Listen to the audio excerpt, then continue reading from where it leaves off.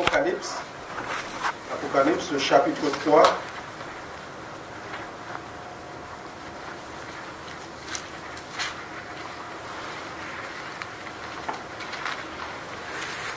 Apocalypse, chapitre 3, nous allons lire le verset 7.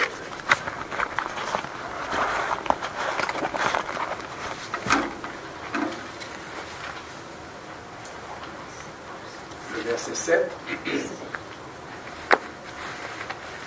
Écrit à l'ange de l'église de Philadelphie. Voici ce que dit le Saint, le véritable, celui qui a la clé de David, celui qui ouvre et personne ne fermera, celui qui ferme et personne n'ouvrira. Je connais tes œuvres. Voici parce que tu as peu de puissance et que tu as gardé ma parole et que tu n'as pas renié mon nom, j'ai mis devant toi une porte ouverte que personne ne peut fermer. Voici, je te donne de ceux de synagogue de Satan qui se disent juifs et ne le sont pas, mais qui mentent. Voici, je le fais venir se prosterner à tes pieds et connaître que je t'ai aimé parce que tu as gardé la parole de la persévérance en moi. Je te garderai aussi à l'heure de la tentation qui va venir sur le monde entier pour éprouver les habitants de la terre. Je viens bientôt. Retiens ce que tu as afin que personne ne prenne ta couronne. Amen. Amen. C'est vrai, frères et sœurs, l'essentiel de la vie chrétienne dans cette marche, parce que la vie chrétienne, c'est une marche avec Dieu. Moi, j'ai symbolisé ça comme ça, comme image comme ça, c'est comme si une côte. Il y en a, c'est pas une descente. Hein. La vie chrétienne, c'est une côte. Et une côte, il y a toujours des efforts à faire. Parfois, on peut être fatigué. Parfois, il y a des embûches. Mais il y a passer par-dessus les embûches avec la grâce de Dieu. Et on continue. La vie, ça monte. Ah oui, parce que le royaume, c'est là-haut. Donc, il faut grimper. Et c'est vrai que ce que le Seigneur a pu voir, parce que le Seigneur connaît toutes choses, a pu voir à travers cette église de Philadelphie, c'est sa fidélité. C'est important. L'église, la fidélité de l'église, mais aussi, il y a une chose primordiale, c'est le centre de mon message ce matin, c'est qu'ils ont gardé la parole. C'est important. Ils n'ont pas dit qu'ils ont gardé d'autres choses, mais ils ont gardé la parole. Ce qui veut dire que la parole est importante. Et la parole de Dieu nous dit que c'est vrai que il y a des choses qui vont passer. La terre ici, tout ça passe. Mais la parole de Dieu, lui, il demeure. Et c'est vrai, c'est important. Et c'est ce que je voudrais partager avec vous ce matin. C'est vrai que l'état des lieux, donc, de ce que Dieu voit, parce qu'il ne faut pas oublier que Dieu voit ses enfants, mais je dirais plus que ça, c'est que dans la vision de Dieu, c'est dans le cœur. Dieu voit notre cœur. Parce que pourquoi? Parce que l'apparence de l'homme, ça trompe. Quand on regarde de l'extérieur, ça trompe. On pourrait dire, tiens, celui-là, il est bien, mais il n'est pas forcément bien. Etc. Il est gentil, mais il n'est pas forcément gentil. Mais Dieu, lui, il voit dans le cœur. La motivation du cœur pour nous chrétiens, c'est pareil. Dieu regarde à notre cœur. C'est pour ça que tout à l'heure, je dirais, quand nous avons confiance en Dieu, Dieu atteint plus ou moins comment dirais-je, la foi de son enfant. Comment nous éprouvons notre foi? Je viens vers le Seigneur, je désire être guéri, j'ai un besoin dans ma vie. Eh bien, j'ai confiance en Dieu parce que je le demande, parce que j'ai confiance. Mais si je viens dans ma tête, je dis, ben, je ne sais pas si je vais le recevoir, s'il est en capacité de me répondre, là j'installe déjà le doute, j'installe déjà une barrière. Donc, le Seigneur voit. Et il a vu dans cette église qu'il a pu dire, tu as peu de puissance. Il n'a pas dit qu'il n'a pas de puissance, mais il a dit qu'il a peu de puissance. Il ne faut pas que nous attendions et que nous croyions que parce qu'une église est volumineuse, qu'il y a beaucoup de choses qui se passent, qu'on appelle ça la puissance. Il y a ce que l'œil voit, mais il y a ce que Dieu voit. Il y a une différence. Le Saint-Esprit, c'est lui, le Saint-Esprit, qui examine. Il a examiné les 7 églises donc, de l'Asie mineure. En s'arrêtant, c'est vrai, sur celui de Philadelphie, en apparent, ne lui reproche quoi que ce soit, on pourrait dire. Mais il reconnaît, qu'il voit qu'il y a peu de puissance, peu de force, peut-être peu de moyens. Savez-vous que il ne faut pas attendre d'être parfait pour aller plus loin avec le Seigneur. Parce que nous savons bien que nous ne sommes pas parfaits. Nous ne sommes pas parfaits. Quand Dieu nous voit à travers Jésus, là il voit la perfection. Parce qu'il y a son Fils est parfait. Mais si nous ne sommes pas en Jésus, nous ne sommes pas parfaits. C'est le sang de Jésus. Quand il dit, quand il voit, il regarde, quand il nous regarde, il voit Jésus à travers nous. Et c'est là que le Seigneur, il nous voit parfait.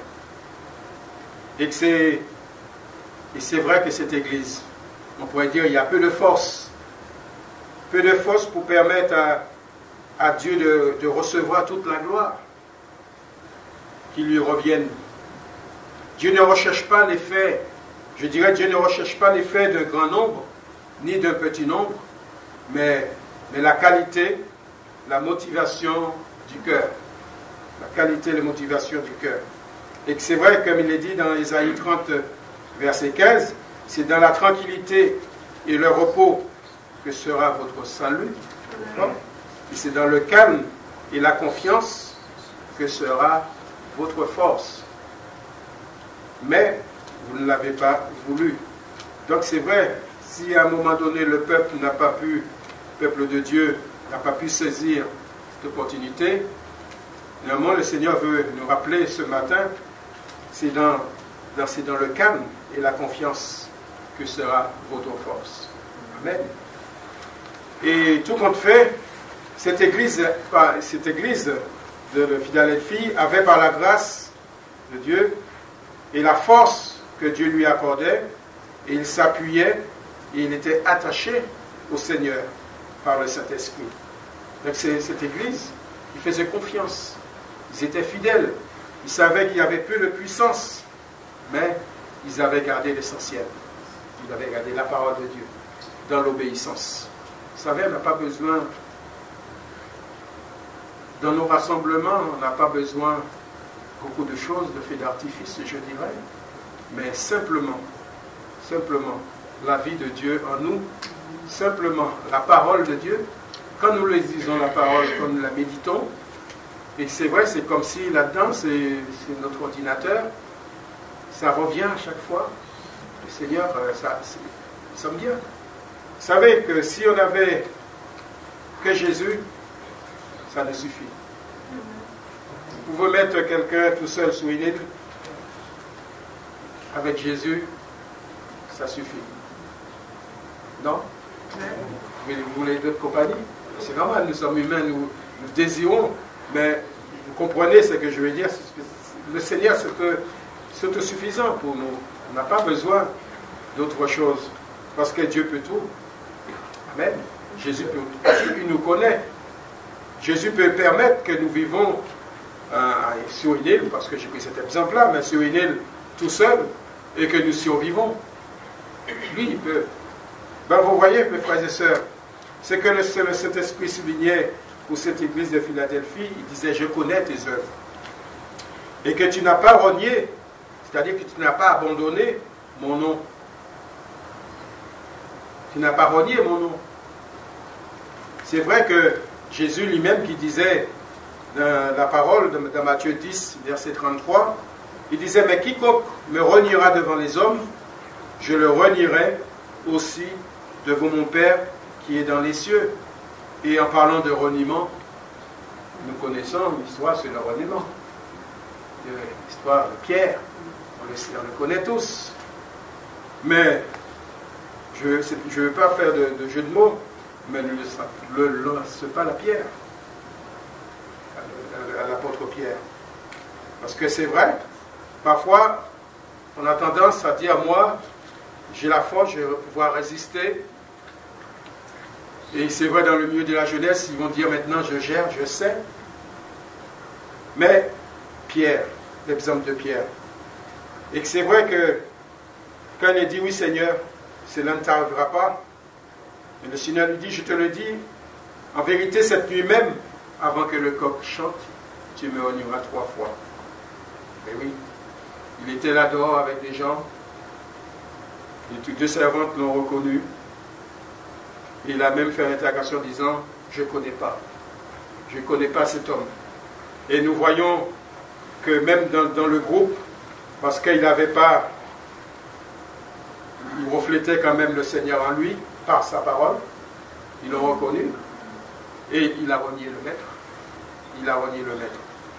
Donc, c'est vrai que renier, c'est vrai, nous savons tous c'est quoi renier, c'est déclarer qu'on ne connaît pas, cette personne, vous imaginez, quelqu'un que vous faisiez confiance, et devant un problème, il vous dit, non, je ne connais pas cette personne. Je ne connais pas cette personne. C'est vrai, Pierre, il avait peur. Il avait peur aussi qu'il lui arrive la même chose. Et que c'est vrai que le Seigneur nous appelle, frères et sœurs, à parler de lui.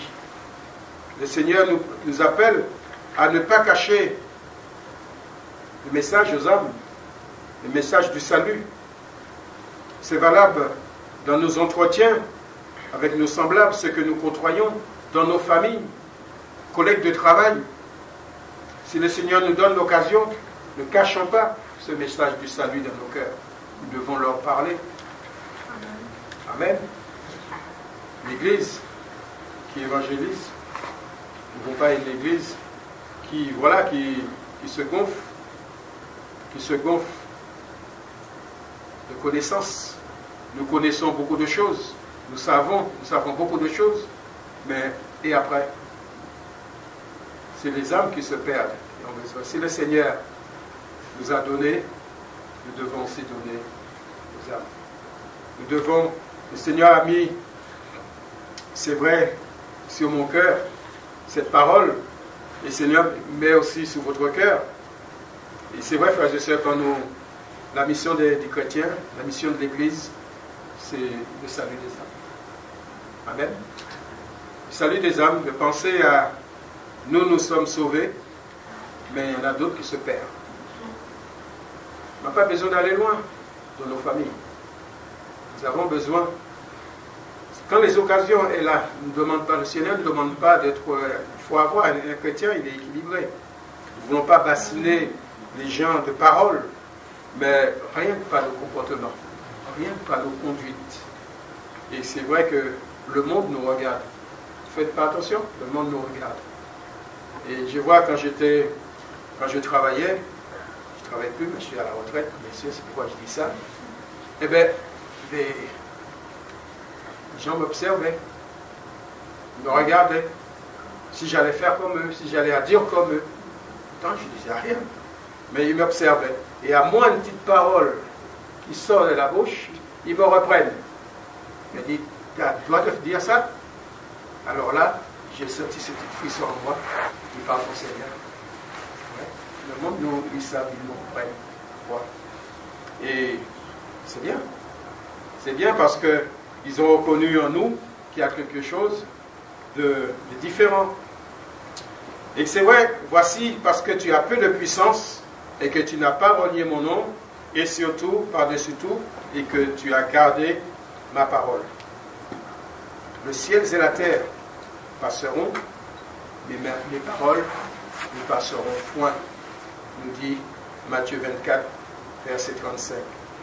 Et dans 1 Pierre 1, 25, il nous dit, la parole du Seigneur demeure éternellement. Demeure éternellement. Et cette parole est celle qui a été annoncée par l'Évangile. Par l'Évangile. C'est vrai, frères et sœurs, la chose primordiale, je le redis, je le répète. Je me répète que Dieu a relevé dans cette Église, c'est la fidélité à sa parole. Rien d'autre. Rien d'autre. Nous ne pouvons pas ignorer ni rejeter la parole de Dieu lorsque nous la lisons, lorsque nous l'écoutons, la parole de Dieu. C'est elle qui nous fait du bien.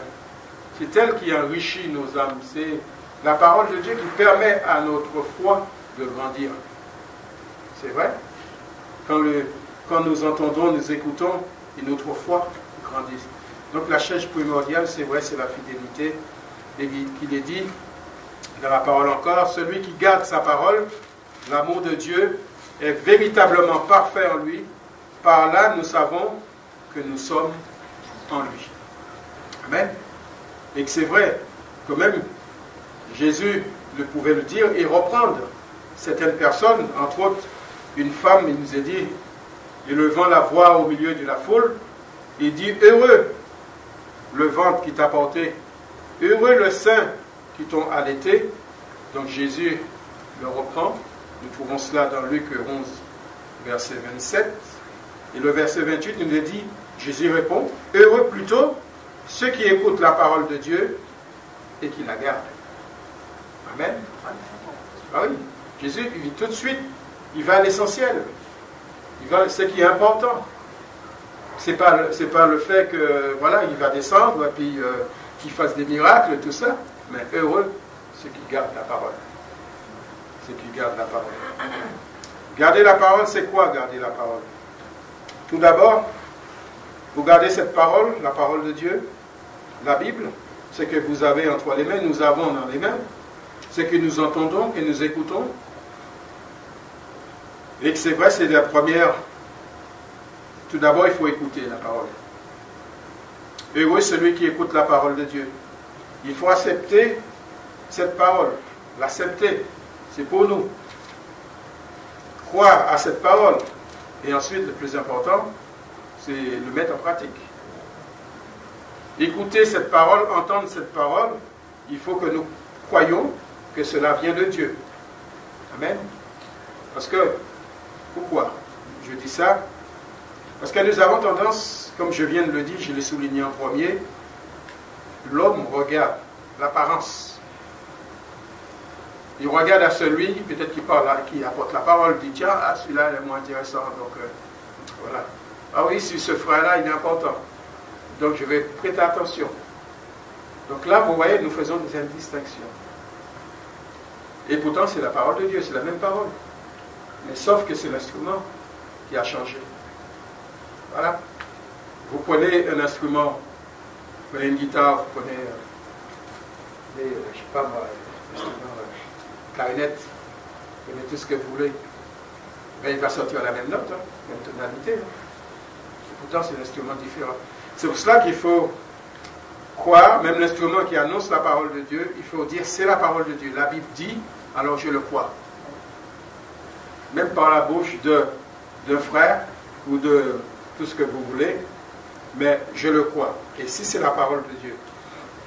Donc, cette parole, nous l'écoutons, nous l'acceptons, cette parole, nous mettons en pratique cette parole parce que nous connaissons bien donc l'épître de Jacques qui nous dit mettez en pratique la parole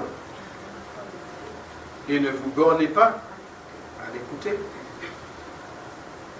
Se borner à l'écouter, on aime bien entendre, on entend, on reçoit. Et en vous trompant vous-même par des fautes de raisonnement. Vous savez, l'interprétation, vous savez, la Bible, c'est la Bible, il existe la Bible. Mais ce qui fait dévier, parfois c'est les différentes interprétations humaines qu'on mélange, qui fait que la parole de Dieu c'est différent. Vous savez, si on ouvrait la parole de Dieu, sans commentaire, ça suffirait. Sans commenter la parole de Dieu, ça suffirait. Parce que qui permet de comprendre la parole? Ce n'est pas l'homme qui l'explique, mais c'est le Saint-Esprit. Amen. Donc il suffit tout simplement, frères et sœurs, mais quand je médite, je ne sais pas comment vous faites, quand je lis la parole de Dieu, que je médite, vous savez, je suis tout seul devant ma Bible. Et parfois, il y a des choses que je ne comprends pas. Je ne comprends pas, je ne vais pas rester là-dessus et puis dire, il faut que je comprenne, il faut que j'invente, il faut que j'interprète, il faut que je fasse. Non, je ne comprends pas, je passe. Ou je ne comprends pas, je prie. Je demande au Seigneur de me comprendre. Mais je passe et je continue. Et parfois je reprends, les mêmes paroles, je repasse, tac, ça y est. Et cet esprit a permis que je le comprenne. Ou alors, s'il ne permet pas que je le comprenne tout de suite, à une prédication, un frère qui prêche, voilà. Le Seigneur parle tantôt d'une manière, tantôt d'une autre. C'est nous qui soyons attentifs, frères et sœurs. Attentifs à ce que nous écoutons, à ce que nous entendons. Le Seigneur nous connaît.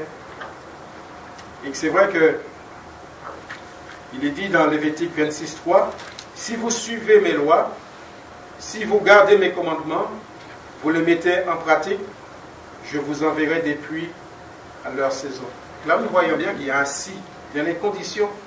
Et on voit là les conditions de Dieu, suivies par les bénédictions. Parce que c'est vrai que nous avons tendance à citer les bénédictions, ce que Dieu va faire, ce que Dieu fait, mais les conditions, nous avons tendance à ne pas le voir, même quand nous la lisons. Pourtant, la Bible est ouverte, nous passons sous les conditions de Dieu. Si vous m'aimez, gardez mes commandements. Et c'est vrai que si vous suivez mes lois, si vous gardez les commandements, la parole, et vous les mettez en pratique, je vous enverrai des pluies de leur saison. Amen. Nous trouvons cela dans Lévitique, chapitre 26 et le verset 3. Et si vous gardez mes commandements, vous demeurez dans mon amour, de même que j'ai gardé les commandements de mon Père et que je demeure dans son amour. Et c'est vrai que, frères et sœurs, nous avons besoin que le Seigneur nous fasse grâce, nous avons besoin que le Seigneur vraiment nous enrichisse, nous montre l'essentiel dans nos vies, l'essentiel de notre existence. Pourquoi, Seigneur? Tout simplement, je veux garder ta parole jusqu'au bout. Garder la parole jusqu'au bout. Et voici, parce que tu as peu de puissance et que tu as gardé ma parole et que tu n'as pas renié mon nom, j'ai mis devant toi une porte ouverte. Là, il y a parce que j'ai mis devant toi une porte ouverte que personne ne peut fermer. Ça, c'est le Seigneur qui parle. C'est Jésus qui dit. Une porte ouverte. Alors, une porte ouverte pour l'église de Philadelphie. C'est vrai que l'église de Philadelphie, on pourrait dire, il remplissait l'essentiel de ce que Dieu attendait d'elle, malgré leur faiblesse, malgré leur manque de force, de puissance. Peut-être qu'il n'y avait pas beaucoup de zèle, mais ils avaient gardé la parole de l'espérance. Amen. La confiance, de l'assurance. Cette parole qui faisait confiance. Cette parole qui permet de triompher par le Saint-Esprit, surtout de rester fidèle. De rester fidèle. J'ai mis devant toi une porte ouverte que personne ne peut fermer. La porte ouverte. La porte ouverte dans l'évangélisation. Pour les âmes qui sont perdues. Pour les âmes qui sont perdues, savez-vous que la porte est toujours ouverte? Amen? Non? Quelque chose, donc la porte est toujours ouverte. Ben oui, parce que le Seigneur n'est pas encore revenu. Donc c'est pour cela que le Seigneur il a mis cette porte-là ouverte. Donc c'est à nous de chrétiens de témoigner, à lui de montrer, de diriger, de montrer la porte. On ne pourra pas les faire entrer les gens parce que ça vient de leur choix, mais au moins leur montrer la direction. J'ai mis devant toi une porte ouverte que personne ne peut fermer. Et que c'est vrai que c'est l'apôtre Paul qui disait « Priez en même temps pour nous afin que Dieu nous ouvre une porte pour la parole, pour annoncer l'évangile, en sorte que je puisse annoncer le mystère de Christ pour lequel je suis dans les chaînes. Et que c'est vrai, nous trouvons peut-être, frères et sœurs, difficile le terrain dans de l'évangélisation. Nous trouvons les âmes réticentes à la parole. Et c'est vrai. Mais déjà, ce que la Bible nous enseigne, par le Saint-Esprit, à travers l'apôtre Paul, les souligner, prier. Prier. C'est difficile, mais prier. Parfois, le Seigneur nous demande une chose. On n'a pas besoin de parler, mais tout simplement de prier. Ah oui. On n'a pas besoin de... Mais à des moments, eh bien, il faut parler. Il faut parler, parce que le Seigneur nous donne des occasions. Il y a des occasions, ah oui, s'il y a une âme qui entame la conversation sur le Seigneur, à nous, de nous emboîtons le pas. On a déjà ouvert le chemin. Ça nous emboîtons le pas. Parfois, il y a des situations que nous ne savons même pas, que nous sommes démunis, mais le Seigneur nous demande de prier. De prier pour nos familles, de prier pour nos enfants, qui ne sont pas au Seigneur, de leur dire, de dire en nous-mêmes que la porte est ouverte, de prier. Et que c'est vrai que il y a aussi le temps de Dieu. C'est quand Dieu veut, c'est lui qui décide. C'est quand Dieu veut, c'est lui qui décide. C'est selon la volonté de Dieu. Et dans nos projets, parfois, nous avons tendance à forcer les choses, à dire c'est le Seigneur qui a dit, le Seigneur m'a dit. Et oui, parfois on force les portes. Mais ne forçons pas la porte si elle est fermée. Soyons sensibles et être à l'écoute lorsque Dieu nous parle. Nous voyons aussi la responsabilité de l'Église. L'Église, c'est de prier. De prier, par exemple pour les serviteurs de Dieu. De prier qu'il y a des serviteurs de Dieu qui se lèvent. La moisson est vaste. La moisson est grande. De prier pour ce sujet, frères et sœurs. Et ça, je vous invite à prier. Qu'il fait lever des hommes dans le ministère, soit des pasteurs anciens, diacres, tout ce que vous voulez, diaconat. Donc prions, priez. Seigneur, c'est vrai, c'est difficile. Les âmes sont dures, c'est difficile à venir. C'est une demande de prier. De prier. Mais quand l'occasion est là, le Seigneur nous demande aussi de parler, de témoigner. Donc, c'est vrai, Dieu demeure l'auteur. Jésus, nous le savons tous, nous chrétiens, ce n'est pas quelque chose que je vous apprends. Il a tout pouvoir dans le ciel et sur la terre. Il a tout pouvoir. Donc, ne disons pas que nous ne pouvons pas et ça ne va pas changer. Ben, il est comme ça, il ne changera jamais. Non, il changera. Il changera. Et oui, voici ce que dit le Saint, le véritable, celui qui a la clé de David. Celui qui ouvre et personne ne fermera, celui qui ferme et personne n'ouvrira. Donc c'est vrai, il s'annonce. Là, c'est le Saint. Il est le véritable. Qu'il seul donne entrée dans le royaume messianique. C'est vrai que celui par qui, si on veut aller au ciel, il faut passer par Jésus. Amen. Donc ce n'est pas la parole d'un homme, mais c'est le Saint, le véritable. Jésus, c'est la porte.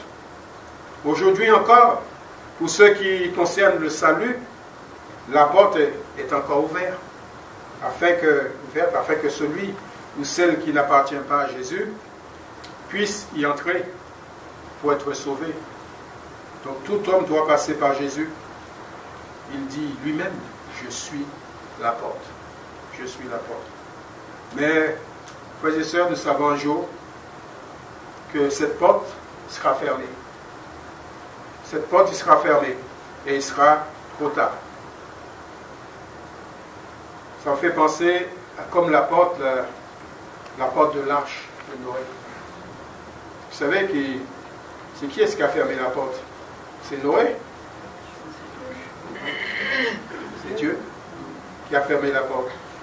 Et nous avons lu que quand la porte est fermée, personne ne peut l'ouvrir. Et c'est vrai que c'est Dieu lui-même qui ferme la porte. Comme il est dit, il entra, donc nous savons, tous les animaux, etc., sa famille, et il dit, puis l'Éternel ferma la porte sur lui. C'est l'Éternel, c'est Dieu qui ferme la porte. Et quand je dis ce sera trop tard, parce que Dieu dira c'est fini, c'est bon. C'est pour ça que quand la porte est ouverte, nous devons, nous enfants de Dieu, nous chrétiens, eh bien, cette mission que l'Église a, c'est de prier qu'un plus grand nombre puisse entrer dans cette porte. Amen. Donc c'est vrai, il y a une conséquence, je veux dire, dans l'obéissance, dans la patience, et c'est vrai que le Seigneur, comme il dit, parce que tu as gardé la parole de la persévérance, de la patience en moi, je te garderai aussi à l'heure de la tentation qui va venir sur le monde entier pour priver les habitants de la terre. L'Église est dans une position résistante, prête en vue des attaques de l'ennemi. L'Église fidèle qui garde la parole de Dieu, il est comme forte, résistante, parce qu'il garde la parole. Protégé par Dieu, il est gardé de la tentation de toutes sortes, parce que sa force sera en Dieu. Parce qu'elle n'aura gardé l'essentiel, et c'est la parole. Il est dit, c'est un verset que nous connaissons très bien, dans Matthieu 16, 18. Et moi, je te dis que tu es Pierre, et que sur cette pierre, je bâtirai mon église, et que les portes du séjour de mort ne prévaudront point contre elle, c'est-à-dire ne pourra rien contre elle. C'est vrai, nous le savons, cette puissance, l'iniquité, tout ça va en augmentant, mais le Seigneur protège son église, le Seigneur garde son église, comme le Seigneur protège ses enfants, comme il garde ses enfants. Amen. Et que c'est vrai que personne ne peut poser un autre fondement que celui qui a été posé, savoir Jésus-Christ. Le fondement, c'est Jésus. Jésus, c'est l'Europe. Et notre vie, il est sur lui. Notre vie, il est fondé sur lui, sur Jésus et sur sa parole, frères et sœurs. Donc, faisons-lui confiance. Soyons fidèles. Gardons la parole. Méditons cette parole. Que cette semence qui a été semée et qui a porté son fruit et qui nous permet de grandir de plus en plus vers le Seigneur, qui soit toujours dans nos vies. Alors, la conclusion est très simple. Je viens bientôt. Le Seigneur qui dit, je viens bientôt. Tiens ferme ce que tu as, afin que personne ne prenne ta couronne. Tiens ferme. Là, il y a quand même un avertissement quand même là. Tiens ferme. L'apôtre Paul, au soir de sa vie, il pouvait dire, j'ai combattu le bon combat de la foi. J'ai achevé la course. J'ai gardé la foi. Il a couru. Et c'est vrai que nous savons, comme je disais, la vie chrétienne, c'est comme dans une porte. Et à un moment donné, il était dans la ligne droite, l'apôtre Paul, parce qu'il était au soir de sa vie. Au soir de sa vie, donc il a couru pour obtenir cette couronne. Et nous sommes appelés, c'est vrai, à marcher toujours vers le Seigneur, toujours, jusqu'au bout. Amen. Jusqu'au bout. Avançons, frères et sœurs, jusqu'au bout avec le Seigneur. Et désormais, la couronne de justice m'est réservée. Le Seigneur, le juge, me le donnera dans ce jour-là. Il est ajouté, ce qui est important, et non seulement à moi, mais encore à tous ceux qui auront aimé son avènement. C'est-à-dire nous. C'est nous, nous attendons le retour de notre Seigneur. Amen. Nous attendons le retour du Maître. Alors, frères et sœurs, ce qu'il faut retenir, ce n'est pas ce qui attire le regard, ni l'effet d'un grand nombre ou d'un petit nombre, ou quelques petits-fils ne peut produire que pour produire les hommes. Mais ce que Dieu regarde, c'est la motivation de notre cœur.